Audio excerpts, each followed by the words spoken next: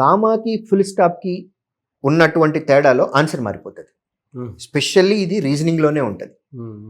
కామాకి full స్టాప్కి మధ్యలో difference వల్ల మన కాంబినేషన్ మొత్తం చేంజ్ అయిపోతుంది. సో ఇదంతా నేర్చుకునేటప్పుడే చాలా జాగ్రత్తగా నేర్చుకోవాలి. ఒక మంచి ఎక్స్పర్ట్ నుంచే నేర్చుకోవాలి. మనం ప్రాక్టీస్ చేసే ప్రాసెస్లో మనం స్ట్రక్ అవుతాం, అది సహజం. స్ట్రక్ అయినప్పుడు ఇమీడియట్గా మనం గ్రూప్ స్టడీస్ చేస్తున్నట్లయితే కనుక మన ఫ్రెండ్స్ని అడగాలి, మనం ఎక్కడ స్ట్రక్ అయ్యాం, ఎందుకు స్ట్రక్ అయ్యాం. ఫ్రెండ్స్ దగ్గర రాలేదు, మెంటర్ దగ్గరికి వెళ్ళి కనుక్కోవాలి, టీచర్ దగ్గరికి వెళ్ళి కనుక్కోవాలి. టీచర్ చెప్తారు ఇలా చేయాలి అనేది.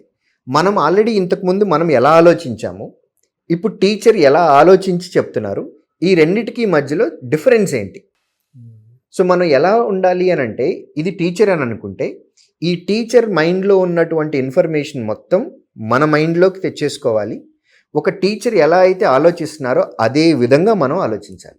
ఓకే. రీజనింగ్ సెక్షన్లో మనం ఒక క్వశ్చన్ పట్టుకున్నాం, రీజనింగ్ ఫ్యాకల్టీ ఎలా ఆలోచిస్తారో మనం కూడా అదే విధంగా ఆలోచిస్తే ఆన్సర్ తొందరగా వచ్చేస్తుంది.